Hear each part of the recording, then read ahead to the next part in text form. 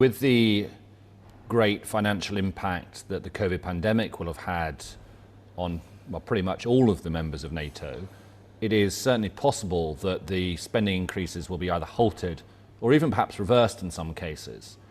What would America's opinion be if that were to happen? We can't afford to let a health crisis become a security crisis. And I think if we are going to look at what our adversaries are doing, like Russia, a rising China.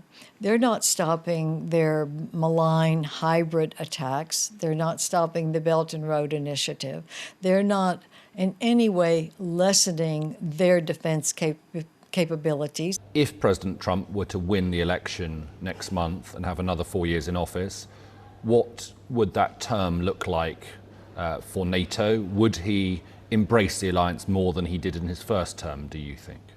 I think that he has come to the realization, because he's asked our allies to do more and he sees that they are stepping up, that NATO is very valuable. It's a valuable and essential transatlantic alliance, both for our European allies, but also for the United States. We've got to stand together and understand the importance of security is what has kept our economy strong. What role do you think there is, if any, for NATO in countering any perceived Chinese advance?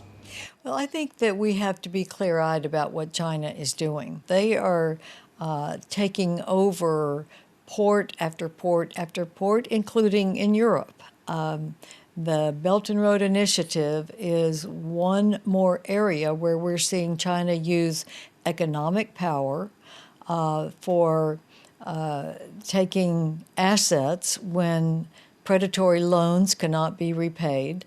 And we consider that malign activity. We don't want China to be an adversary, but we must prepare for what we are seeing. If you look at, and I'm only using your 3.5 years in the post, because I'm talking to you specifically, but if you look at Russia's actions over the last 3.5 years, they are still in Ukraine, they are still in Crimea.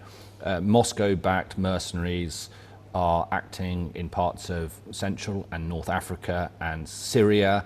They have their fingers in involvement in Belarus and elsewhere around the world. I mean, despite the actions of NATO and European and American governments, hasn't really done much to stop Russia, has it?